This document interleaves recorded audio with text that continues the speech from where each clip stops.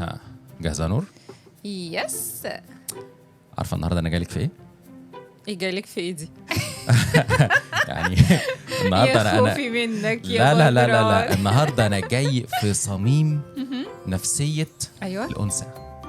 ايه الراجل ده يا جماعه؟ مش بقول لكم محقق والله، متعقد ولا متعقد الاختلاف الرئيسي مش الرئيسي طبعا، الاختلاف الجذري ماشي ما بيننا وما بين الستات. ايوه. اللي هو ايه هو؟ ان احنا دايما بنطلع بشكلنا الحقيقي. اوكي. انتوا كستات بتعتمدوا على التجميل من قديم الازل. شيء طبيعي. بمعنى عشان تعرفي ان يعني إيه الفرق بيننا وبينكم. احنا مور سيمبل. الفرق بيننا وبينكم انت قبل ما تنزل، مش انت كنور يعني الست قبل ما بتنزل ماشي ميك اب، بروتين شعر، روتين بشره، تربان تن تن تن تن تن تن تن ماشي وتنزل صح وفي شاور قبلها ب50 مستحضر طبيعي. بالظبط. احنا رجاله صابونه بضلار وشي وشعري وجسمي وبنزل باشا لو رايح حفله اوسكار بروح منور بصابونه بضلار لا من دولارام. ده انت كبندق ما تحكمش على كل الرجاله، صدقيني معظمنا كده. على فكره بتحب تهتم بنفسها جدا وتحب ان هي الاناقه بس نازل بشكله الحقيقي. مش مشكله. ما انت حبيبي لو الست مش بتحط الحاجات دي وبتهتم بنفسها بيحصل ايه يا جماعه؟ الست اللي معايا دي مش مهتميه بنفسها. شايفه هيفاء وهبي عامله ازاي؟ شايفه مش عارف مين عامل ازاي؟ بيبدا يقارن. ما حدش بيبدا يقارن يا نور. انتوا عندكم بتبدا تقارن. انا مش عايز اخش في التقيل، انا سايبه للناس اللي تيجي. انت كراجل بتركز في الحاجات دي. لا يا ماما مش موجوده. لا يا ماما يا جماعه انا حافظه. طب ايه رايك تعال نشوف ضيوف حلقتنا. كالت المايك نقرته نقره. تعالوا نشوف يا جماعه الراجل ده هيعصبني عليه النهارده. تعالوا نشوف ضيوف حلقتنا النهارده رايهم ايه في الموضوع ده، عشان الراجل ده ذكوري وضد المراه وضد كل حاجه. الحمد لله ما قالش متعفن. بيستحملنا بيسابونا بدولار يا مؤمنين. والله العظيم باشا، والله العظيم ربنا يحميني نفسي برنس. يلا ليتس دو. يلا بينا. يلا اهلا بيكم في حلقه جديده من بودكاست دبل كابل. وجماعه النهارده معانا حلقه مهمه وجامده جدا وشكلها هتحصل فيها خناقه في الاخر كالعاده ما بين كالعاده. وضيوف حلقتنا النهارده ضيوف حلوين قوي. وفي عندي ميريشلز يا جماعه جايه لها من تورونتو، وهي شخصيه جميله جدا، واعتقد هي كمان يعني من المؤثرين في المجتمع المصري عندها في تورونتو. شخصيات كتير بتحبها جدا. انا نفسي بحبها اخر حاجه، ومبسوطه جدا ان هي معانا. وحلقه النهارده كمان يا جماعه معانا صديقي العزيز الجميل جون. اهلا بيكم منورين. طيب كل واحد فيكم يدينا نبذه عن نفسه كده. نبدا بالليديز فيرست اكيد. انا اسمي ميري تشالسي، صيدلانيه وخبيره تجميل. درست التجميل فتره شويه يعني حلوين. فانا يعني ودرست برضو كورسات تجميليه، حاجات مايكرو بليدنج. يعني هتشهيص بندق النهارده على الحوار اللي بنتكلم فيه.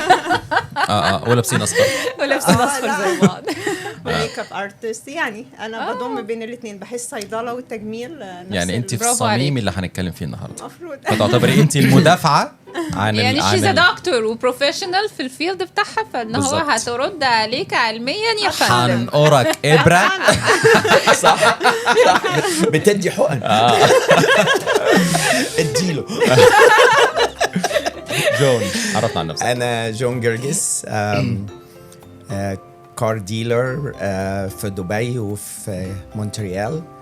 لا مش اي كار ديلر يا جماعه، لامبورجيني وحاجات كده جامده جدا يعني. طب عاوزين عربيه كده. يلا يا ست قولوا عايزين ناخد لفه. عايزين ناخد لفه. عربيه صفراء ان شاء الله. وشغال في الايروسبيس انجينيرنج في برات اند ويتني في الكواليتي ديبارتمنت. فبتعلم كواليتي وجوده في الحاجات دي. فايتس هوبي. في الشتاء في دبي والصيف هنا في مونتريال. proud of you guys. دي عظمه. خلينا ابدا ماشي، وانا متارجتك طبعا. نشوف باصص لها ازاي، نشوف ربعتها هجيبها. النهارده الموضوع اللي مختلفين، هو مش مختلفين، هو كالعاده انا ودول مختلفين، بس هو الموضوع في صميم الفيلد بتاعك ماشي. ليه ان دايما الستات معتمده على التجميل بشكل مبالغ فيه، بحس ان الرجاله ما عندهمش الموضوع ده ومش فارق لهم. وسبحان الله بننزل احنا الاثنين بننور، انتوا بتستخدموا حاجات كتير عشان توصلوا لنفس النتيجه اللي احنا وصلنا لها، واحنا بنستخدم صابونه $1. بل هزيدك مش شعر بيت. انا مش عارفه جاب الصابونه $1 ده شكله شغال في $1. وبيجمع على كل الرجاله، والله مش كل الرجاله كده. بندق دولارama. بلحق هزيدك مش شعر بيت واقول لك ايه، واقول لك ان طب لما البس اخضر المره الجايه هيلبس.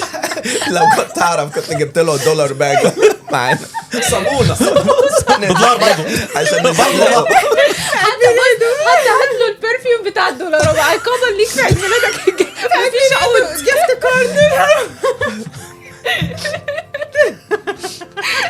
نبقى نجيب له شاور جل من $1. هنجيب له ديتول. خلصنا؟ لا طلعت على المسرح. اتفضل يا $. هطلعك واحد وانتوا عارفين يا سهله اسهل عليا. اتكلم يا $. بل يا ميرو يعني بعد اذن الضحك بتاع معاليك يعني بل ان دلوقتي الستات بتستخدم الفلترز وما بقوش قادرين، لدرجه انهم الناس شكلهم الحقيقي ما في ست بتحب تصور من غير فلتر دلوقتي. والرجاله كمان. رجاله فلتر يا شيخه حرام عليك والله يا شيخه حرام عليك والله يا شيخه حرام عليك. فلتر على بقهم بس. انا بس عايزه اسال بندق في حاجه. انت ليه معمم ليه كل الستات؟ يعني انا عندك ناس اهو مش حاطين على فكره ولا اي حاجه، مش عارفين اي حاجه. هايلايتر. لا انا بتكلم بجد، ليه معمم كل الستات بيحبوا ايه مفهومها؟ لا لان دايما معروف ان الستات عندها هوس بالتجميل. انا دلوقتي بتكلم بس في الميك اب. لا مش لسه هنتطور للتغيرات الشكليه اللي الستات بتعملها في نفسها. لا ما هو اكيد اوريدي فهوس التجميل عموما انا واخده من فوق ونازل. ده نازل. الصابونه الصابونه اللي بتتريقوا عليها دي كمان شويه في الحلقه هتقولوا يا ريتنا فضلنا عند الصابونه. اديله صابونه. بصي صدقني لا هو برضو تاني بتتكلم على ايه في التجميل؟ بتتكلم على ميك اب، بتتكلم لا على كونسبت الستات في انها تغير شكلها، تضيف لشكلها، تحسن شكلها. الكونسبت مش نوع التجميل، الكونسبت نفسه ان الست دايما مش عايز اقول مش عاجبها شكلها، بس دايما لازم عايزه فيها حاجه عايزه تغيرها. فايه المينتاليتي بتاعتكم في ده؟ ولا حاجه، هي طبيعه الست عامه يعني من ساعه كده من ايام القدماء المصريين اول ناس اخترعوا الايلاينر والكحل. كلنا هي دي طبيعتنا كده ان احنا. وكمان تاني يختلف على نوعيه الستات. في انا اعرف رجاله بتعمل حاجات اكتر من الستات في التجميل، عشان كده انا لما درست ميك اب في بارت ميك اب رجاله. يمكن احنا يا شيخه حرام عليكي. لا حرام عليك ايه، كل الفنانين وكل المغنيين يا بابا دول كلهم بيحطوا مغنيين. انا عارف ان الفنانين بيحطوا لا بيحطوا ميك اب، بيحطوا باودر عشان لمعه الكاميرا بس. لا وعشان الديفوهات في وشهم بالظبط. ففي حاجات عارفه وعمليات تجميل. ده طبيعتنا، دي طبيعه الحياه. احنا كبرنا زي ما قالت نور من ساعه القدماء المصريين الست لازم تهتم بنفسها بشكلها. الميك اب طبعا بيغطي ديفوهات كتير. يتوقف برضو تاني نوعيه الميك اب. انا بعمل ميك اب ليه؟ انا بعمل ميك اب عشان اغطي حاجه عندي، بعمل ميك اب عشان يعني ابين جمالي اكتر. بعمل يعني انا شايفه ان دي حاجه كويسه. والراجل عامه بيحب الست اللي بتهتم. بنحب ما اتكلمناش، ما اقدرش اقول ان انا كراجل ما بحبش ست مش حاطه ميك اب او مهتمه بشكلها. ماشي، بس هي الفكره تاني الكونسبت ده عند الستات. السؤال الازلي، الست بتعمل ده عشان نفسها، عشان نفسها اول حاجه. ما تحكيش اتكلم. جبتيه قبل ما انا عارفه السؤال. ما تحكيش اتكلم. على حسب الشخصيه. في ستات بتعمل كده تو اتراكت others، وفي ستات بتعمل كده دي لنفسها، تحس تديلها ثقه بنفس ان انا يبقى شكلي كويس. طب ولما بتديلها ثقه في نفسها ماشي، ليه ما بتعملش ده وهي قاعده في بيتها؟ مين قالك ما بتعملش؟ بالظبط. مين قالك انها ما بتعملش؟ مين قالك؟ مين ست قاعده في بيتها حاطه انا يا حبيبي بحط ماسكارا يا ست 1%، يا نور يا 1%. انا بحط ماسكارا اكيد طبعا، بس ممكن ما يكونش زي يعني مش زي بره. على الاقل بنعمل حاجات سكين كير وانت قاعد في بيتك. ده اكيد. فدي سكين كير مش مغير حاجه.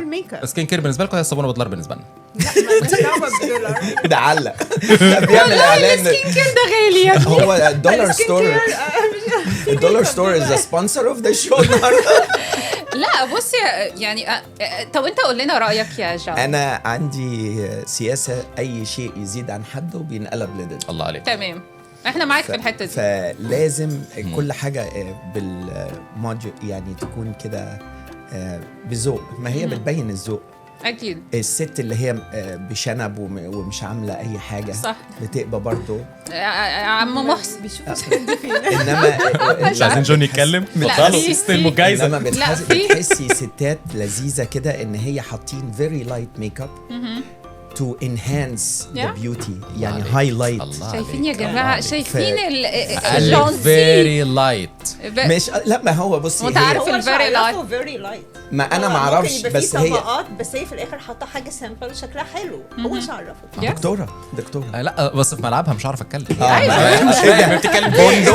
بوندو عمل ديسكليمر مش عارف يتكلم. انت بتشوف بصي الاكزاجريتد، بتشوف ستات رسمات فظيعه في عينيها مثلا 7000 كيلو رجاجو فاونديشن هتقشريه.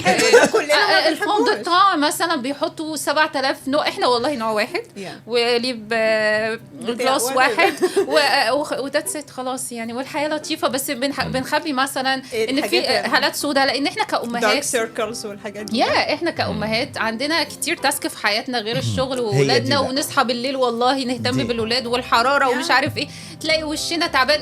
الحمل والرضاعه والولاده وكل انت باصص لي البصه دي ليه؟ مش كل الحاجات دي بتأثر أصلا على بشرتنا. الشمس، الست دايما بشرتها حتى تري سنسيبل، حساسة كتير عن الراجل. حتى الجلد بتاعنا انتوا الجلد بتاعكم سميك جدا على فكرة. بشرتك لما تيجي تمسك بشرتك هتبقى زي السمك بتاع بشرتي؟ طبعا لا. فاحنا بنتأثر، احنا بنتأثر. ودي حاجة احنا بنحبها عموما يعني. لا ما هو اكيد ده انت راجل. احنا بنتأثر، طبيعة بشرتنا بتتأثر بسرعة من العوامل اللي حوالينا. فاهم ازاي؟ والستريس وكل حاجة ستريس، وشعرنا بيقع من الرضاعة والهرمون. اهم حاجة الهرمون. دراسة تانية بيطلع وينزل. لا الهرمونز دي اللي هي الفلاج الكبير اللي مستخدمينه عشان يهربوا من اي حاجة. الهرمونات يا جماعه. لا ده الهرمونات مهمه جدا. يعني هم بيشتغلوا بهرمونات واحنا بنشتغل بحجاره قلم. طب الهرمون بتاعنا اللي احنا محتاجينه على طول ما هي دكتوره بقى. لا الهرمونز طبعا بتاثر على الجسم، عشان كده لا هي فعلا بتاثر بجد. تستوستيرون للرجاله مهم قوي. لا ففي كل دي يعني بتدي بيكون السايد افكت بتاعها بيجي اول حاجه على وشنا على بشرتنا.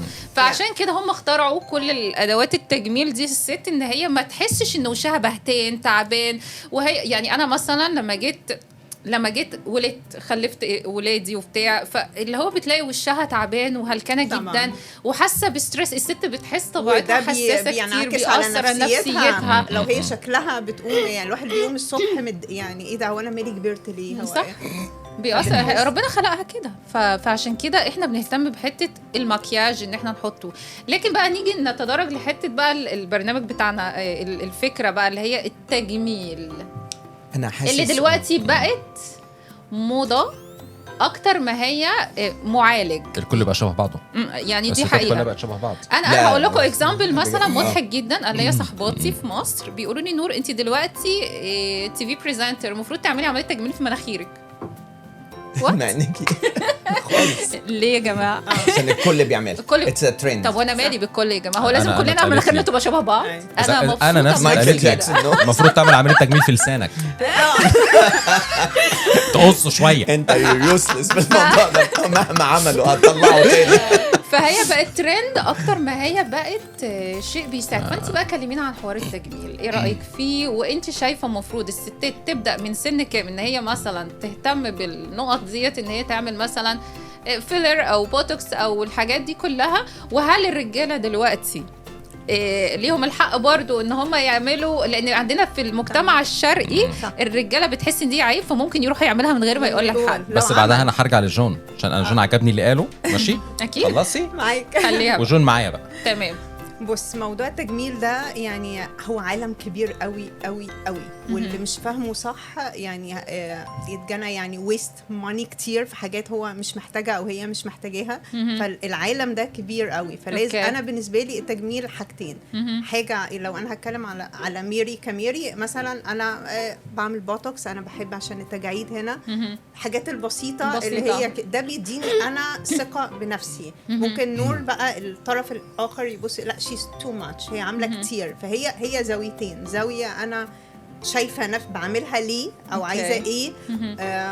في ناس مثلا تقول لك كبري شفايفك، انا بالنسبه لي ميري كميري مش محتاج، مش حباها. بس ممكن انت شايفه عليا هتبقى احلى لو انا عملتها. فهي تاني على حسب كل واحد، على حسب كل واحد انت شايفه ايه على اللي قدامك وهي شايفه نفسها ازاي. فهي في الاخر يعني انا بحس الحاجات البسيطه اللي ممكن تتعمل تاني على حسب انتي. انا دايما بقول كده في فيديوهاتي listen to your skin او listen to your، شوف انت عايز ايه النهارده. يعني انا ساعات بقوم الصبح بحس وشي ناشف very dry، فبحس ان انا مش هفكر وقتها في تجاعيد وشي، هفكر وقتها في الدراينس اللي في الوش، فابتدي استخدم كريمات بالظبط. طب سؤال معلش هل عمر حد فينا كرجاله صحي الصبح حس ان وشه ناشف؟ Yes, every day. Thank you John. Why do we shave? ايوه في بشرات يا بابا طب بتحسها ازاي؟ وفي حاسس ان وشي هو كل يوم من يومك ولا لا I'm glad he brought that point up. بيبين قوي. طب والله بتكلم بجد. طب ما هو وشي كل يوم. لا دي مشكله في الرجاله. دهنيه يا بندق. ما كل الرجاله على فكره كل الرجاله have oily skin بسبب عدم الاهتمام بنفسه. صح. الراجل بيحس ان هو راجل لو ما يهتمش ببشرته وبان هو يحلق وان هو يبقى كلين وان هو يحط كريمات. هي مويسترايزر او افتر شيف، حاجات بتدي هيلث. بس كمان يعني والرجاله بيجي لنا تجاعيد اكتر من الوش، من الشغل ومن الحاجات دي، من الاسترس اللي انتوا بتمارسوه علينا.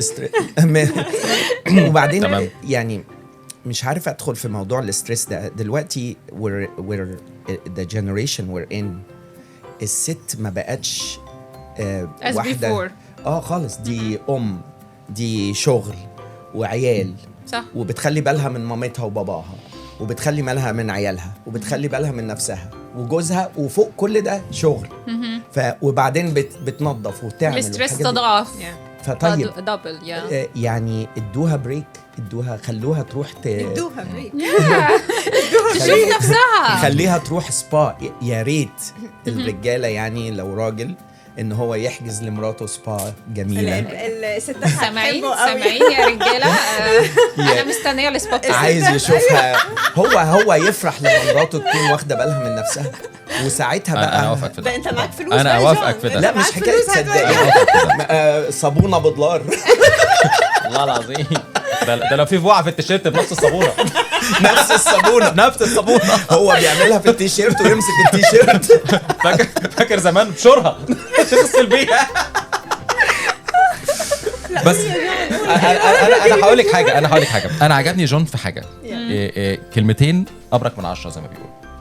قال لك الست لما تبقى حاطه لايت ميك اب بمعنى ما غيرتش شكلها تماما، وستيل احنا لسه في مرحله الوش، لسه هننزل تمام.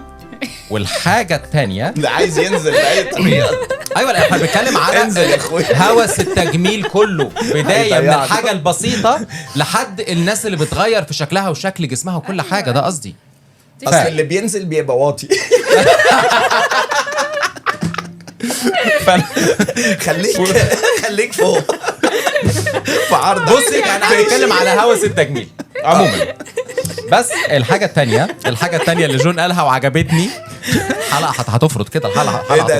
ده اول ده بيعيدها تاني. ده بقت الدولار ستور صابونه. وجون عجبني في ان الراجل بيحب مراته واخده بالها من نفسها. طبعا دي حاجه جميله. ليه؟ لما تبقى واخده بالها من نفسها هو بيحس بالتقدير.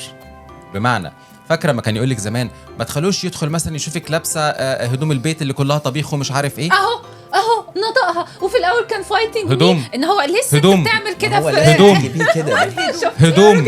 لا ايا كان هو واخده بالها من نفسها في كل حاجه يا بابا. انا لسه اكمل الكلمه. مش هدوم بس. داخله البيت ما يبقاش وسكينه والاشاره وتقول له حنفي.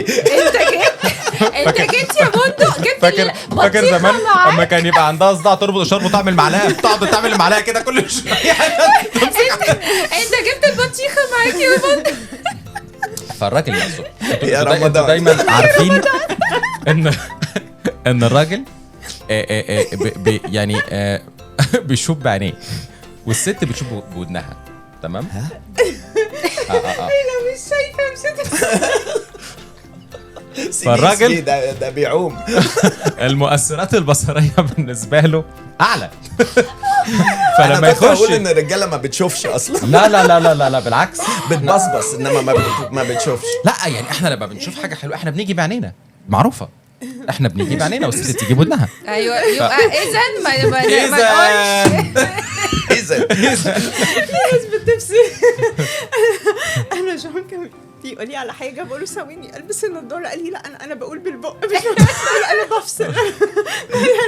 لما ما بتشوفش ما بتسمعش. كونكتد ما اعرفش ازاي. انا كنت اعرف واحده زمان تلبس النضاره عشان تسمعك في العربيه وهي سايقه بالليل، بتقيد النور بتاع الصالون. اقول لها نور الصالون ليه؟ قالت لي عشان اشوف. قلت لها نور الصالون جوه العربيه قدامك الدنيا، قولي نور العربيه نفسه. لا انا المقتنع انها انا بشوف احسن ونور الصالون قايد. ايوه انا في حاجتين عايزه الابريت عليهم في اللي انت قلته. اديني. ندخل في العربيات عشان ارجوكوا يا ستات ما تحطوش ميك اب وانتوا سايقين، علشان الليبستيك بينزل ويطلع وبتبقى زي والحاجه الثانيه فرقوا بين العالي والواطي بدل ما انتوا عامليننا طول ما احنا ماشيين. ده عربيات العالي وسايبين. ده عربيات. تاني حاجه الراجل اللي بيحب الست بتاعته تبقى شكلها حلو. طيب وهي لما بتبص على برافو المنخار اللي جنبيها ولا بتسموه ايه؟ بكرش. يعني مش هخش في الكرش علشان وعدت، بس برضو عندك حق 100%. بس حسيت بقى ان الرجاله دلوقتي بتوع الايام دي ابتدوا لازم يكون ريحته حلوه. طبعا لازم لان انا حقي ان انا زي ما انت عاوز تشوفني ان انا حلوه، انا كمان حقي ان انا اشوف جوزي عشان ريحته حلوه، لابس حلو. مش اللي هو انا اكون مثلا عامله له كده نايت جميله رومانسيه ولابسه له دريس ولا جاي لي بالبيجامه. ايه يا حبيبي ده يا روح، ايه يا بابا ليه اكس معطر جسم بدولار برضه نفس الصابونه. لا ولا لا ب$4 ده المفروض الدولار ستور ما يدخلوش عندهم. بس عمل اعلان جامد للدولاراما في سبونسرنج باشا. فمهم قوي ان الراجل هو حلاوه. انت قلتها النقطه دي بس مسحتها قوي. الراجل يكون نظيف وشكله حلو من غير ما يبين ان هو عامل اوفرج، يعني مش عامل بس يبان ان هو مرتب وليس من غير ما يبين ان هو عامل. بيقدر الست ان انا برضو عاوزه اكون حلوه عشانك. لازم مهم يعني ما هي بقى دي نقطة كمان جميلة. احنا في التجميل بنعمله علشان البريشر اللي علينا وعشان الناس بتشوفنا ازاي، ولا it's from inside within out. فانا بحس ان انا I'm doing it for myself. اول حاجة عشان احس ان انا more satisfied. فit's a self enhancement. دي انا بحس ان انا مهتم بنفسي، واللي بيهتم بنفسه الناس بتبص له باهتمام. صح ده حلو. صح. بس كلمتك دي حلوه. هقول لك بس الكلمه دي عجبتني اللي هي ايه. انت فاجئتيني، مش فاجئتيني يعني somehow ان الراجل في رجاله بتعمل ايه تجميل. لسه حالا كنت بقول نفس حالا كنت لسه ايه بقى نوع اللي عشان انا ما اعرفش حاجه زي دي. لما بيجي لي كلاينت بيبقوا اغلب الناس يعني بيبقوا بيتجهوا لحته المايكرو نيدلينج which that المايكرو نيدلينج دي فكرتها ان هي يعني من الاخر اكنك بتفتح الجلد. انا بس بحاول ابسط الفكره عشان يطلع الكولاجين اللي في الجسم. سيميوليت يور بودي ان هو يطلع كولاجين وإلاستين. فدي اغلب الناس اللي بيجوا لي، يعني انا ما بيجيليش مثلا في الرجاله يعني كتير يقولي اصلا انا عندي بيمبل، اصلا انا عندي اكني. لا، بيبقوا اغلبهم حابين البشره تكون ملمسها او شكلها حلو. فدي بتكون عن طريق الحاجه بوتنزا، مايكرو نيدلينج، الفكره دي. اغلبهم اجانب ولا في بيكون عرب؟ لا بصي الاجانب يس، لو العرب بيبقوا مثلا مش مصريين كتير بس ممكن بيكون سوريين، لبنانيين طبعا، فبيكونوا جنسيات مختلفه. صح. عشان الراجل المصري مش محتاج. لا الراجل المصري بيجي الراجل في حاله، يعني. بيجي في حاله بيحس انها مش بيحس انها بيتكسف من المجتمع ان هو ازاي يتقال عليه مش إن المجتمع، من الموروثات اللي جواه. يعني ايه راجل يعمل تجميل؟ مش حتى لو مفيش مجتمع لا برضه. عارف سكة انت مثلا يجي يقول لك كراجل حط مش عارف ايه غسول بشره ليه؟ طب ما الرجاله بتكشر كتير وده بيعمل لهم ال 111 111 بقى. انت دخلت في ستوري تاني، دي قصه تانية. انت دكتوره الكلام ماشي. هي مهمه. ده بينفع طبعا في المايكرو نيدلينج. يعني انا الراجل لو انت سالتني مثلا انا احب الراجل يعمل طب ايه؟ قولي لنا ايه المايكرو نيدلينج؟ ما احبش مثلا. ما هو قالت ان هو بتنخصه بابره عشان يطلع كولاجين. انغزه والله هي اللي قالت. طب انا اعمل ايه؟ طب اصل الواد ده اصلا دنتست، ف ليه بيت ميديكال باك جراوند يعني. لا هقول لك الراجل يعني دي نصيحه مني فعلا. الراجل يعمل ايه؟ يعمل حاجه اسمها ديرما بلاننج. ديرما بلاننج دي معناها ان احنا برضو كده ببساطه اكننا بنقشر الجلد. ده بيسهل حاجه، بيسهل موضوع الانجرون هير اللي هو اللي بيطلع دايما الرجاله بتيجي من الشيفنج، عشان مش شيفنج، فبيحصل دايما التهابات هنا. فلو انت ما عندكش فرصه تعمل ليزر، انا دايما بقول للراجل عندك القصه دي عشان ما يحصلش انفكشن، ادخل ليزر على طول هتخلص الموضوع. مش قادر تعمل ليزر، اعمل موضوع ديرما بلاننج. راجل يعمل ليزر؟ للشعر ازاله الشعر، مش بيكيني لاينز. ليزر يا ابني فوكس، عايز ينزل بأي طريقة. يعني أنا في كلاينت كنت بشتغل عليه وعدنا سيشنز كتيرة، قلت له بص عايز تخلص الموضوع ده روح ليزر. هي من أول جلسة بيفرق في موضوع الانجرون هير، لأن الشعر لما بيدخل لجوه بيعمل انفكشن، بتلاقي التهابات واحمرار في المنطقة دي. طب أنا خليني أقول لك حاجة. هل أنت بتعاملك في الفيلد ده، هل بتشوفي رجالة بدأ يبقى عندها نفس الهوس بتوع الستات، ولا الراجل بيجي لحاجة معينة، في حاجة ناقصة هو جاي يعوضها وخلصنا، مش مجرد الهوس اللي يلا بقى أنا عايز كذا وزودي لي كذا وعملي لي كذا والكلام ده؟ بص في الحتة بتاعتي في السكوب يعني الرجالة براكتيكال أكتر؟ براكتيكال يس. في ناس بتيجي تارجت حاجات معينة، لأن تاني في السكوب بتاعي ما بشوفش اللي انت بتقوله، لكن في الحقيقة يس. لأن في ناس بقت مجنونة بالموضوع ده، بقصة التجميل وعايزة. عارف بنشوفها في ايه؟ بنشوفها في الأدوية. في رجالة بتبتدي تاخد أدوية مش مفروض تاخدها يعني عشان بشرة. طب انت يا جون بص دلوقتي انت ايه رأيك؟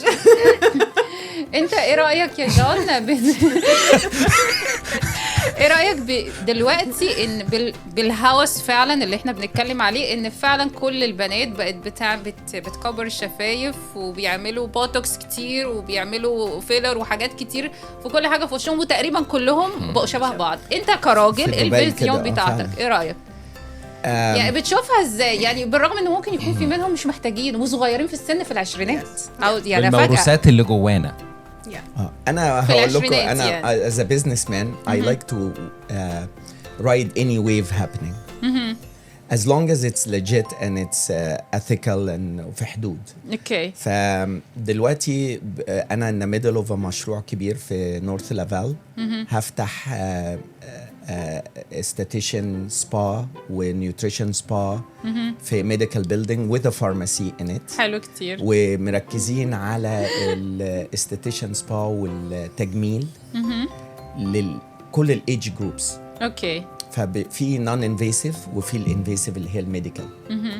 حلاوتها ليه بقى؟ لان الويف الجديده الرجاله they're hitting the gym. طب ما انا I love that. ما دي حاجه، والستات بتحب الراجل who's in a good shape وزي ما قلتي مفيش كرش وقاعد كده زي بندق اصفر. بس حلو برضو ان هي تشوف ان الراجل بيسموه بالمرتب. يس صح. يعني انتوا هتفتحوا الجيم برضو ولا مش فاهم؟ هو الميديكال بيلدينج فيه نصه 24 اور جيم، وبتوع الجيم طبعا مهووسين. ما دلوقتي جنريشن دلوقتي كله بقى يهتم ان هو يروح الجيم. واحنا وير بيهايند هنا في كندا. يعني انا لما بروح دبي زي ما انت قلتي اسطمبة كل الستات اوفر ليبس البوتوكس ولا الفيلر جامده، التشيكس معموله يعني. وبحس ان الستات اول لما بيشوفوا صوره واحده ست تانية يقوموا عاملين زوم يقول لك دي عامله كذا وعامله كذا وصرفه كذا وصرفه بشرط ما هي بتبقى عامله هي كمان. بس لا ازاي ما هو بص، طب ما انت عامله زيها. لا حبيبي، ما احلى حاجه ان الست تطلع من الموضوع ان هي she points at somebody else عشان ما تحسش بالحته ديت في نفسها. فارجع للرجاله بس هي بقت هوس. هي ما هو زي نرجع تاني لاي حاجه اوفر يعني، يا يوز ات يا ابيوز ات. اوكي. الشيء اللي يزيد عن حده ينقلب لضده. فالناس الحلوه اللي هي تعرف where to stop او فين الليميت. اوكي. بس طبعا الهوسه دي بتخليكي يو اوفر دو ات، وجاس وات اوفر دو ات انت اللي هيبقى شكلك وحش. مش لان بعد كده لما الست تقريبا يا ميري لما بتكبر في السن ممكن دوت بيكون ليه سايد افكت عليها تقريبا لو بداوا سبيشالي في العشرينات.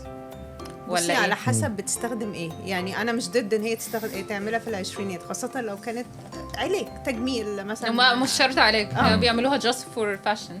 نوعيتها ايه يعني؟ لو قعدت او تقليد نوعيه التريتمنت اللي بتعملها يعني. لو عملت باي ذا واي يا جماعه، هي في برضو معلومه الناس دايما متلخبطه فيها. ايه هي بقى؟ البوتوكس دايما بيكون المنطقه اللي فوق الدكاتره الشاطرين. ايوه انا بتلخبط في الحته دي، ما بفهمش الفرق بينهم. اي ميد ا ميستيك ورجعت تاني. لا، الدكاتره الشاطرين ممكن يضربوا في الرقبه ويضربوا في حتت تانية. الشاطرين مش اي حد هيقدر يتارجت. بس عامه البوتوكس فوق والفيلرز تحت.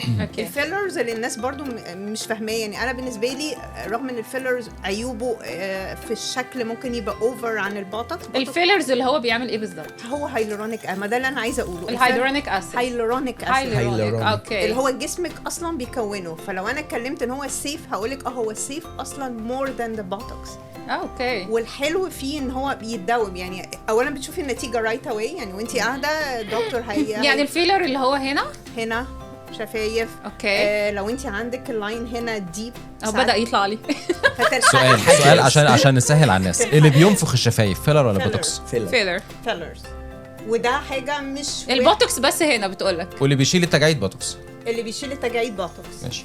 الفيلرز معلومة بيملى فيلر فيل. بس لو مش عاجبك هيتدوب. ما هو ده ميزه الفيلر. البوتوكس انت بتقعد اسبوعين انت مش عارف الدنيا هتمشي ازاي. عشان كده بتعمل تاتش اب اكتر على البوتوكس.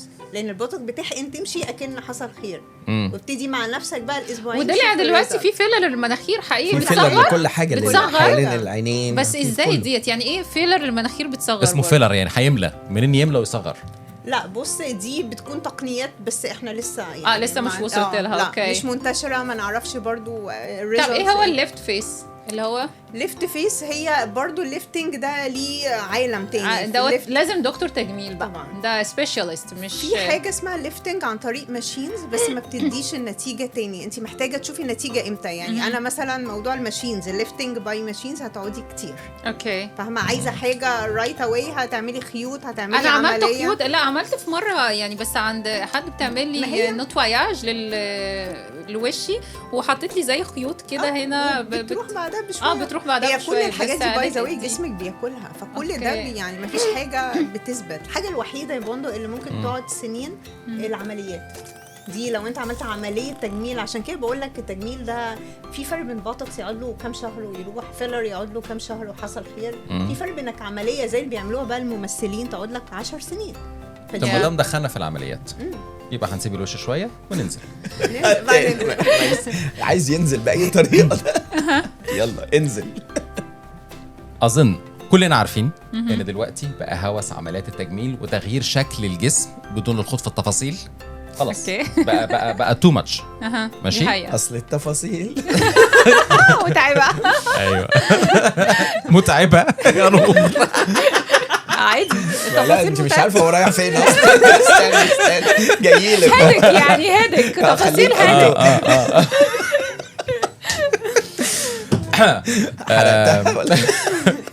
المهم فدلوقتي برضو بقت من وسط الهوجة والمين ستريم اللي شغال ان كله عايز يعمل عمليات بالفعل بيعمل عمليات لدرجه ان شد وجذب وكل. لا ده هو داخل اكتر. انا بتكلم في شفط ونفخ. ماشي. شفتي بقى لدرجه ان ممكن والله العظيم احنا ياما شفنا ممثلات عشان هم دول اللي بيبانوا فيلم يعني بتبقى شايفاهم قبل وبعد عشان بيبقى ده الاكزامبل اللي شايفاه قدامك.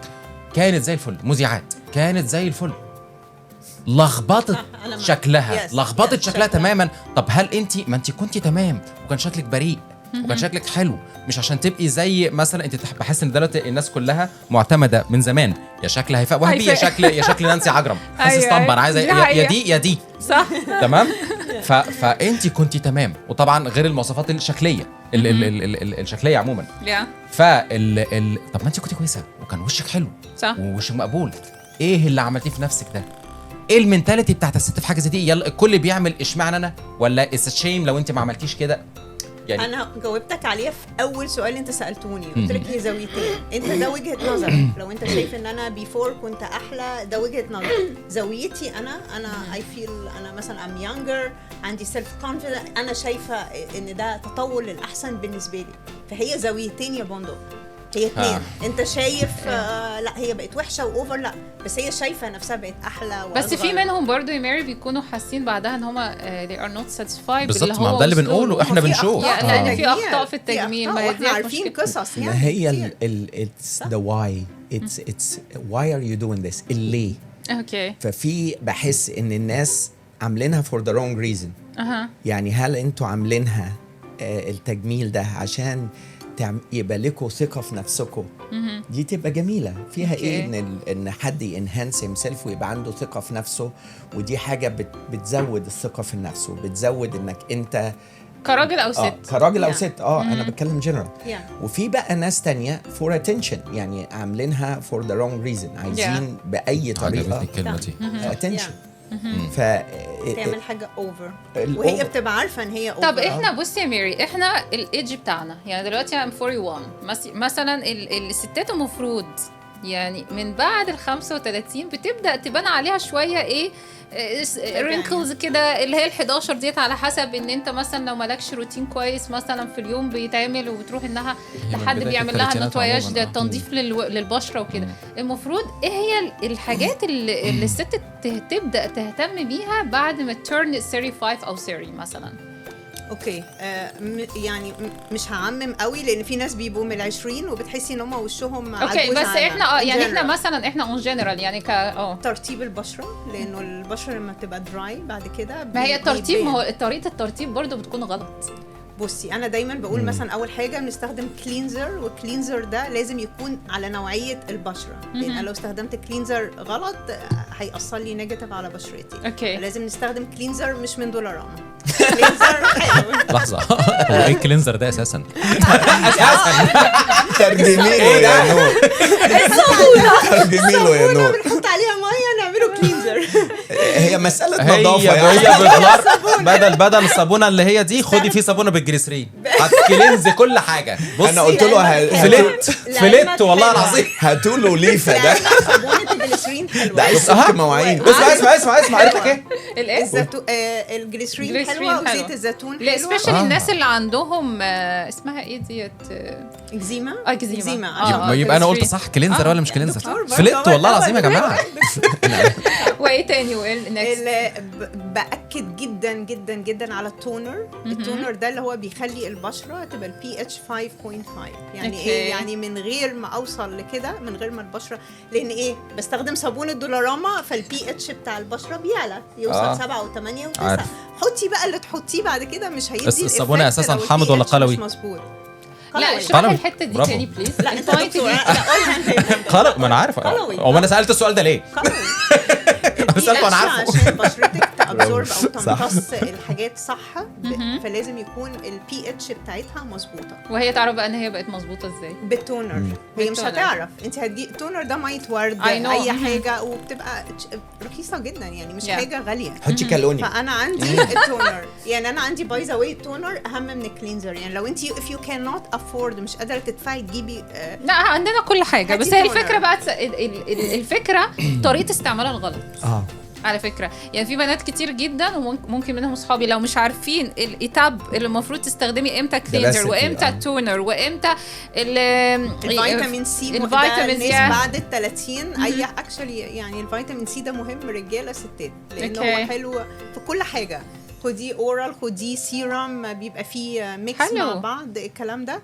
بس الناس اللي بتاخد وهيرولونيك اسيد زي ما انت ثانك يو تاخد حاجات الريتينول ما تاخدهاش مع الفيتامين سي يا جماعه عشان بيعكسوا بعض، لان ده انا بشوفها كتير. الريتينول بيعكس فيتامين سي. انا عارفه ان الريتينول بيستخدموه برضو توايس او انا حاسس ان احنا هندفع عدد ستات. لا بس لا، النقط دي على فكره النقط دي مهمه جدا. انا وجون قاعدين نتفرج. لا بس انا بتعلم على حاجات. اصل طالما بنتكلم على التجميل النقط دي مهمه جدا الستات على فكره تعرفها، وبالعكس والرجاله والستات، لان دوت روتين يومي. عشان لو كده الناس اهم حاجه تفتح بيزنس في الموضوع ده لازم. طيب ماشي، يعني بص احنا دلوقتي هنتكلم بقى عن هوس التجميل. يعني اللي انا قريته في اخر ارتيكل ان في 3 عمليات تجميل خطيره جدا، اللي هي الحقن الدهون. هتنزل مش بهزر. حقن الدهون ولا لا حقن الدهون فيلينج اللي هي المؤخره. أيوة. لو مش رايحين لبروفيشنال ودكتور تجميل سبيشالست في النقطه دي ممكن يأثر كتير جدا ويعمل بتروح في حته تانية. بيقفل الشرايين، دي حقيقه. وفي شفط البطن علشان لما بيجي شد البطن عشان بيجي يشد العضلات ممكن يأثر على التنفس بعد كده. وفي حاجه ثالثه اللي هو شفط الدهون. انت ايه رايك بقى في الحاجات دي؟ الناس اللي هي دلوقتي البندق، انا عارفه ان هو عاوز يتكلم في النقطه ديت، ان في ناس بقت عندها هوس في الحقن المؤخره، هوس الكمال زي ما بيقولوا. ماشي. والكمال هو حاجه نسبيه من حد وحد. صح. كل واحده شايفه نفسها اللي شايفه نفسها انا كده احسن. صح. لا انا كده احسن. صح. او المينستريم بتاع المجتمع اللي هي عايشه فيه. في مجتمع بيحب الست المربربه شويه زي ما بيقولوا، في مجتمع بيحب الست اللي هو الفرنساوي زي ما بيقولوا، على حسب. لا كلنا بنحب الكيرفي. كل المجتمعات بتحب الكيرفي عموما. الكيرفي دي جت ازاي؟ ربنا لما خلق الراجل والست عمل الجسم بتاع الراجل وسماه مان، وبعدين عمل له بقى شويه كيرفز جميله وحلوه، وبعدين قال واو مان، طلعت اسمه واو. بالظبط. انا كنت دايما اقول يا جماعه الانثى منحنيات. ضيعت. طب علشان كده بتعمل تجميل عشان تنحني، عشان تبقى كيرفي. اوعى تروح هناك في عرضك هيسقط الشو. احنا تهنا النهارده يا جماعه. لا انتوا ايه رايكم في العمليات التجميل دي؟ عارفه جوه دماغي، عارفه انا رايح فين. بقاله ساعه عايز ينزل. بس هي الفكره هوس الكمال ما بيحصلش. تمام. فهرجع اقول لك انا بحس ان الستات بقت تعمل ده لده. انا معايا فلوس، يلا انا اروح اشد وانفخ واعمل. طب يا ستي انت محتاجه؟ لا بس الكل عمل، اشمعنى انا؟ بالظبط. اشمعنى انا؟ ده مش صح. سيبك من النوع، المينتاليتي كست. بتشوفي ده ازاي؟ دماغكم فيها ايه؟ لا احنا ما بنعملش كده عشان نعرف. 1%. احنا بنعمل حاجات بسيطه جدا على فكره. هي زي ما انت قلت، هي يعني الميديا كمان، مشكله الميديا انها بتبقى مركزه على ستاندردز كده معينه. ليه الكل بقى شبه بعض؟ حتى الفنانات علوا الاكسبكتيشن. انت دلوقتي تبصي مع حتى اصاله، اول ما شفتها ايه ده نانسي عجرم. يعني خلاص هو يعني حتى على مستوى الفنانات كم حد بقى خلاص واخد الستايل بتاع هيفا وهبي نفس الشكل، وما بقيناش عارفين حتى هي دي انهي مين دي ومين دي بالظبط. بس كل واحده فيهم مبسوطه. انا بتكلم في مشاهير. انا بس الست معروف عنها دايما طول عمرها بتحب التفرد، تحب تبقى مميزه، تحب انها تبقى داخله مكان لا حد لابس زيها ولا حد عامل زيها. مش ان هي شبه حد، يعني هي برضو المينتاليتي. هي مش بتاخد له صوره وتقول انا عايزه الصوره زي دي. على حسب بقى انت بتتكلم على مين. البيرسوناليتي والشكل. في يعني في حاجات مش هتغير لون عينها، شكل العين، في حاجات مش بيغيروا العين. بيغيروا كل حاجه دلوقتي، كل حاجه عادي. اللي هي الليفتنج زي ما نور قالت. فكلنا مش عايزين وشنا يقع، يكون مجعد. دي حاجات طبيعيه، كلنا كل ما نكبر في السن وي نيد ات. لا الحاجات الاوفر زي ما نور قالت ده تو ماتش، يعني الحاجات الكتير بس تو ماتش. انا بقول تو ماتش، هي شايفه ان هو منتاليتي الست، هي شايفه ان هي كده تمام. ولو معاها فلوس انا هعمل ده. ايوه، اللي معاه فلوس، اللي معاه اسمها ايه، قرش محيره يجيب حمام وطياره. هي جابت الحمام. انا كنت زمان اسمع مقوله ماشي يقول لك دايما الراجل بيفكر وبعدين ينفذ، الست بتنفذ الاول وبعدين انت تفكر هو انا عملت كده ليه، او بقت لو عكت الدنيا تلاقي مبررات او حد بيحمل عليه اللي حصل. طب هسألك سؤال، انت كدنتست يعني بالزبط. لما كانوا البيشنت عندك بيجوا لك، اغلب الناس اللي كانت بتيجي عشان تبيض اثناء الموضوع اللي هو من انواع التجميل طبعا كان ستات ولا رجاله؟ ستات. الراجل بيجي لما بتبقى اسنانه بالنسبه لهوليوود بس دلوقتي حسيت ان اكتر الرجال هوليوود سمايل. يا بالنسبه لدي ده كلهم رجاله دلوقتي. يس والله اسنانهم احلى. لا انت داخله في الحته، هو فعلا الستات زي ما هو الستات. بيقول. بس في رجاله كتير دلوقتي كتير. الراجل بيبقى براكتيكال بدأ يعني حاجه اول حاجه تكلف كام شيل تعرفنيش. ما هنرجع لنفس تفكيره دايما يا بندق يا حبيبي، هنرجع لنفس الكونسبت تاني، ان الست دايما بتحب تكون حلوه في عين نفسها وفي عين الراجل. في ستات كتير بقت اكزاجيريتد في كل حاجه. لحظه بس تعالي بس بحن عين نفسها وعين الراجل دي.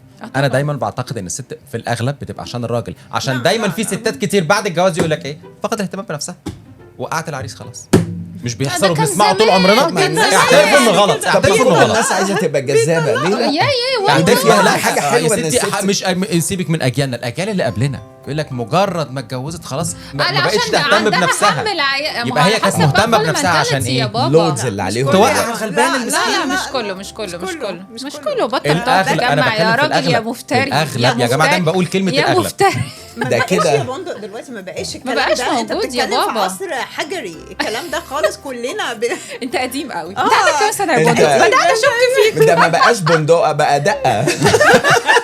انا بدات اشك فيك. انت عندك كام سنه؟ شكله عامل عمليه تجميل ومصور. انا عايزه اقول ما اقول لك صابونه بدولار هي كلتها. انا عايز اكلها. كلك صابون. يعني هقول لك على حاجه. الرجاله مثلا كتير جدا جدا بيعملوا موضوع زرع الشعر دلوقتي. هل ده بيعملوه ليه؟ عشان يجذبوا الست ولا بيعملوه لنفسهم؟ تجميل. ما هو ده تجميل برضه. عشان يجذبوا الست. حلو. ده تجميل برضه. لا مش هغسل بنفسي عشان يجذبوا الست. انت ليه؟ انا عملت زرع شعر ولا هيستنى بحفر الاول عشان يجذبوا الست. هي جاذبيه عشان يجذبوا الست برضه. لا ما هي اتس جوز بوث ويز. انت بتعمل يعني اللي بيعمل كده عشان انت هتعمل عشان تجذب الست. انا هعمل عشان اجذب. اجباري يا ماما. اجذب بالكاف مش بالجيم. الراجل احب ما عليه، شيل راسك وخلصنا.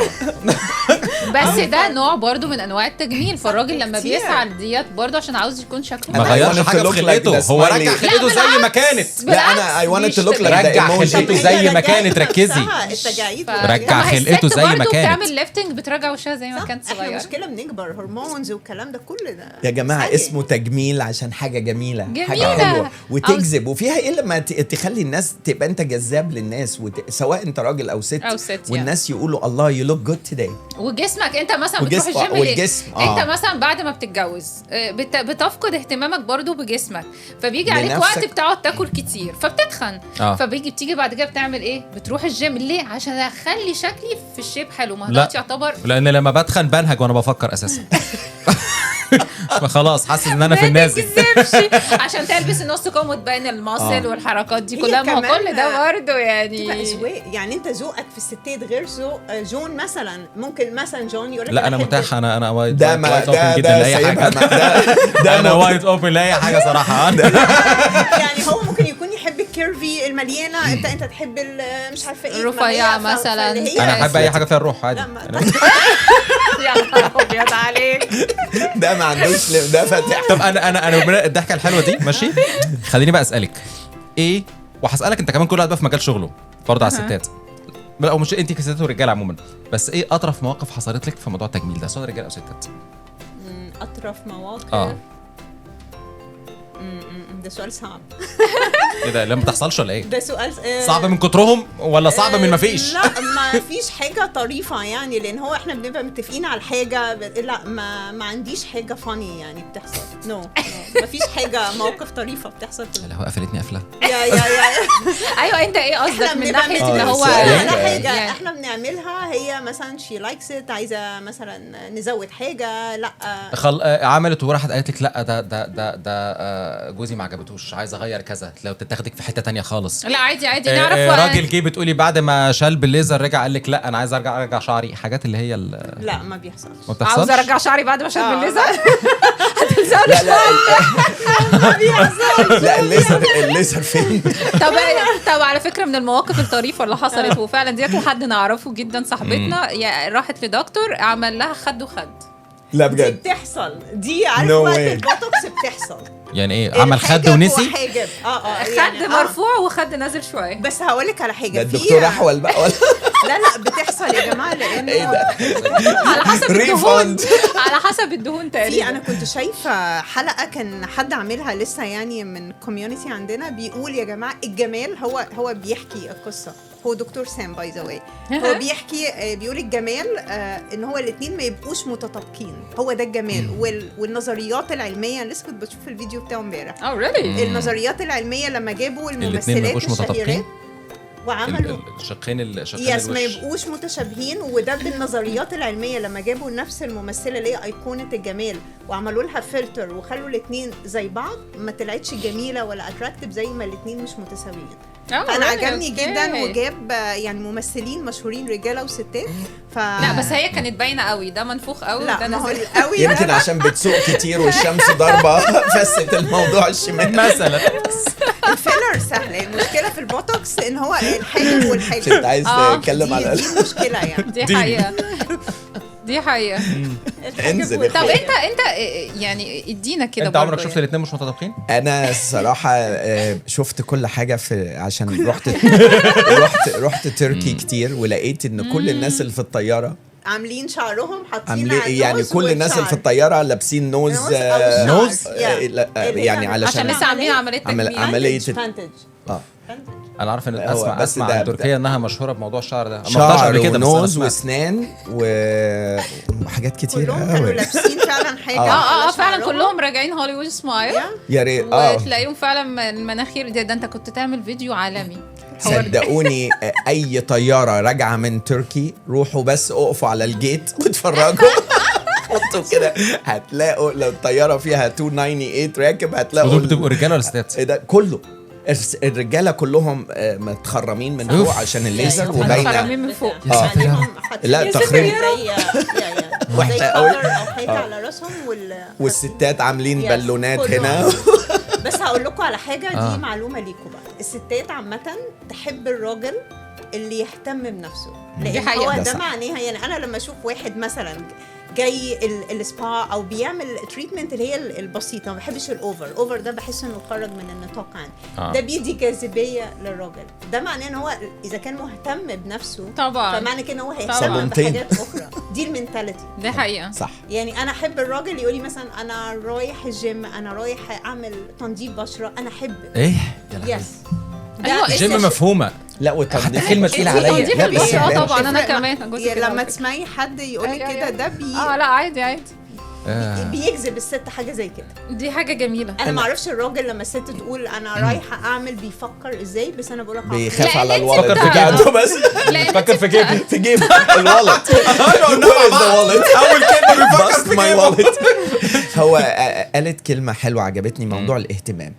يعني يا ريت ايوه، وبتلاقيه بيعمل بعد كده في ضوافره برضه، يعني في رجله ورجله مهمه جدا، يكون شكله حلو. ده مش عيب يعني، مش حاجه عيب على فكره. حد بيعمل فعلا رجله وايده، انا بحترم جدا الشخص ده. ايوه ان هو بيعمل يعني فاهم انت رجله بتبقى حلوه، يعني ايه المشكله؟ هو لازم يعني سوري يكون مقشف ولا انا شفت ستات كتير اول لما بتشوف راجل بتبص على هيز نيلز. انا كمان على فكره لا ما عينك بتجيب ايه في الراجل لما بتبصي؟ لا بلاش. ضوافر الايد والرجل، ضوافر الايد والرجل. لا لو في الصيف مثلا ولابس سليبر او حاجه بشوف. انا عايز اسال نفس السؤال بصي، بس هي بتبان من ايديه، بتبان من ضوافر ايديه. لو هو نضيف هتعرفي ان الباقي والريحه برضه السميلز بتاعته عشان تبقوا فاهمين. لا ايه ضوافر ايديه؟ ضوافر ايديه لو انت ميكانيكي مثلا او ما لو ضوافرك ريحتك وضوافرك مهمه قوي. ريحه لا ريحتك عادي. ريحتك يعني ما تقعدش تسكراتش ريحتك ايوه طبعا نظافه. مش انت مثلا لو ست جت مالها الضوافر تكون كده مش يعني مش طويله ومهربله. الراجل اللي بياكل ضوافره يبقى عنده مشاكل مثلا. الراجل اللي عنده لا والراجل اللي ضوافره عشان باكل ضوافري لو سمحت. انا بعرف والله لما بتنرفز. يا لهوي انا باخد ضوافر رجلي. انت عضلات بقي ما يجيبش اساسا. لا بقك يجيب يا بندق. سلومه معلومات النهارده المفروض يعني الرجاله كلها تخلي بالها يا جماعه، الضوافر الست اول حاجه بتبص عليها. دي حقيقه، دي حقيقه. والسميلز بتاعتك وريحتك تكون لو ريحه الراجل مهمه قوي. والست طبعا الست طبعا الريحه دي الاثنين كمان بصراحه لازم. ستيل الست هو طبيعي ان الست بتبقى يعني هو كائن جميل، وربنا خلقها وومن. كلمه حلوه بالظبط. هو في ايه؟ هو انا بنتي ايه؟ انا من الصبح عمال اشكر فيكم الصبح يا خضر ابيض. فين ده يا مفتري؟ عمال اشكر فيكم الصبح. انا مش عاوزه اقول لك بس صفراوي عشان هي لابسه اصفر. ايوه صحيح يا بوندو، احنا متفقين على الالوان. والله العظيم يعني يا جماعه اول مره نتقابل النهارده عموما، وسبحان الله اصفر واسود. anyways يعني انا مبسوط بالقعده دي. ماشي. الحلقه بجد كانت حلوه. واو الوقت عدى بسرعه يا شباب. بقى ساعه. بقى ساعه قاعدين حقيقي. طب بصوا قبل ما ننهي الحلقه بتاعتنا، انت ايه الكونساي بتاعتك، الادفايس بتاعك للبنات والشباب اللي بيتفرجوا علينا، وانت كمان يا جون بعد ميرو، في مفهوم التجميل عموما؟ في مفهوم التجميل ان هو يبدا او anyways يعني اعملي الحاجه تاني. listen to your skin. انت عايزه بشرتك عايزه ايه، اعملي اللي انت شايفاه اللي يديكي ثقة بنفسك. اعملي الحاجات اللي تباني فيها طبيعية. لما تروحي لحد اسألي على الشخص ده، شوفي ما تروحيش لأي دكتور، ما تسترخصيش الحاجة لأنه ده بيفرق لأن البرودكت لو رخيص هتبهدل وشك بالظبط كده. فاعملي تاني الحاجات البسيطة اللي هو يفضل شكلك زي ما هو، بس تبقى كده ايه، تحافظي لحد ما نوصل ان شاء الله كده للسبعينات ونشوف بقى هنبقى عاملين ازاي. انا نقطتين سريعه يعني. I believe في الثيوري اللي هو بيقول less is more علشان that enhances اكتر. What is the meaning of that? less is more معناها لما انت تبقي عاملاها يا دوبك تجميله مش overage، بتدي للناس حتى لو انت محتاجه مور برضو بتدي attention جميل. بتشوفي بيقولوا naturally she's beautiful. فدي اول نقطه. تاني نقطه ارجع تاني للاهتمام. في ال 5 languages of love. في اللي هم giving gifts، في physical touch، في providing services، وفي words of affirmation، وفي quality time. اوكي. فنفسي انت بتاعتك ايه؟ انا بحب اجيف. giver. ما هي دي كمان بقى مهمة قوي، لانها انت ال 5 languages of love. انا 2. انت 100% الفيزيكال وكواليتي تايم. يعني فيزيكال بوقت طويل. انا بقى تشيت النقطة دي. انا بحط كواليتي تايم فيرست. انا كواليتي تايم وجيفر برضه. الكواليتي تايم ويل انكلود الفيزيكال. ببلاش. حلوة اللي يفهمها ويقدرها. صح. حلوة مع يعني لو جيفر مع جيفر هتبقى جميلة. فجيف بقى your wife a nice certificate of hug. مين يا ابني بس؟ اديها الهج وهي راجعة. يا عم خلي الراجل يكمل كلمتين.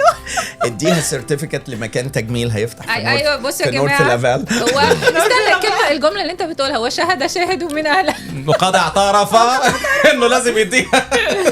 ادي الرجاله يا جماعه. appreciate your wife. فجيف وخليها لما تعرف هي هتقول لوحدها ده انا عملت كده، جوزي خلاني ولا حبيبي اداني جيفت سيرتيفيكت للسبا. ما تقعدش فيها وتقعد تقول لها شايفه الممثله وشايفه الفلانه كده، طب اديها فلوس وهي تعمل، وهي مش هتنساها على فكره.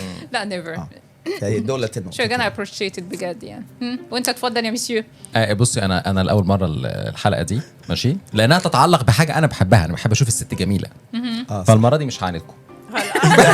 ايه ده؟ المره دي مش هعاندكم لانها جايه في صميم اصفر على طول.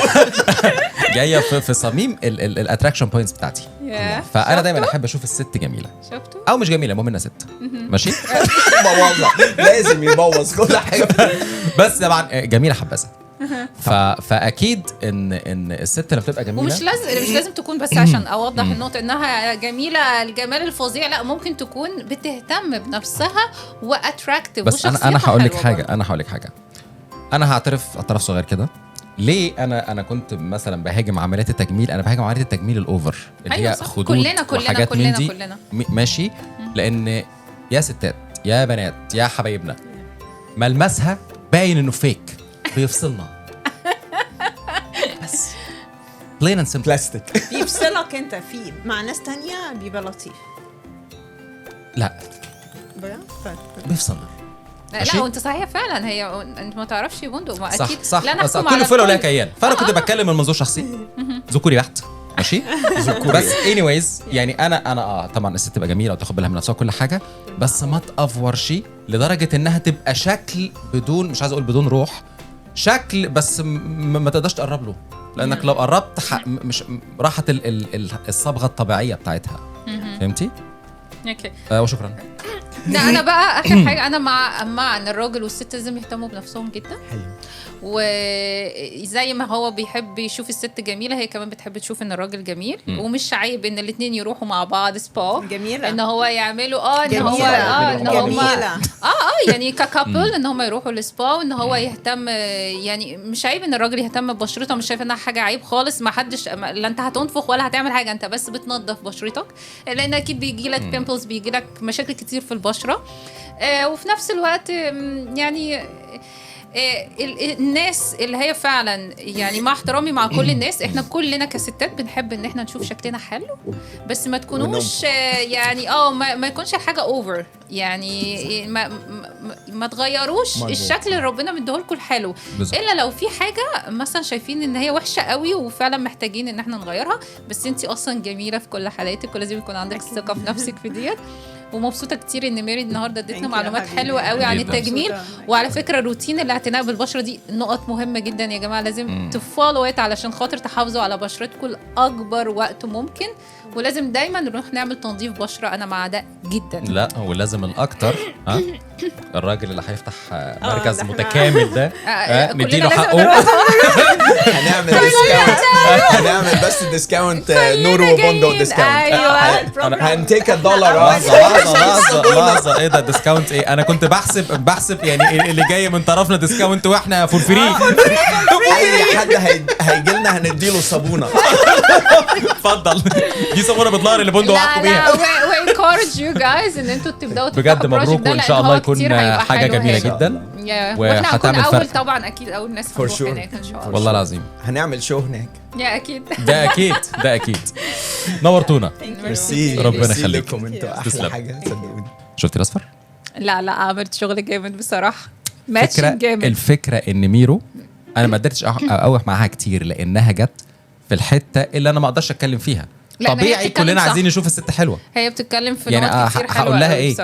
مش هجازف، بس تاني انا كنت بتكلم على الهوس الاوفر، التو ماتش، اوفر ميك اب، اوفر تعديل، اوفر كل حاجه. متفقين معاك يا بندق في نفس النقطه. وهم يعني حتى كبروفيشنال في الفيلد بتاع ميرو، يعني هي برضو متفقه معاك في النقطه ديت. طبعا ان الاوفر تو ماتش. وبصراحه انا استفدت منها جدا النهارده، واكيد في كل المشاهدين اللي هيشوفونا هيستفادوا جدا من المعلومات اللي هي قالتها. انا استفدت اكتر من جون. ليه؟ جون يعني إذا ما خدناش الديسكاونت اللي وعدنا بيه في افتتاح المركز الكبير اللي هيعمله، على الأقل هيدينا لفة بلاكشري كار من اللي عنده. أنا مستفيد بأي حاجة، وقد اعترف إنه واخد جون مصلحة.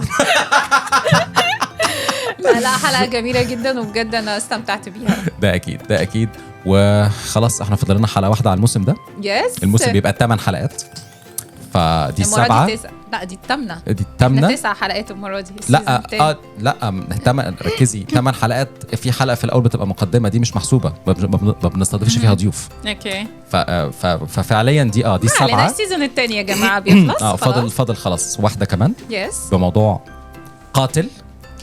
وبعدين السيزون الجديد راجعين لكم بحاجة عالمية عظيمة هتعجبكم. دبل كابل بس في حتة تانية تماما. never expected يا جماعة. سيربرايز. هيبقى موسم عالمي. بس anyways، موسم ده ولا الموسم اللي فات، أهم حاجة النور هدفنا إيه؟ إن العلاقات ترجع زي زمان. بالظبط كده. بس يلا.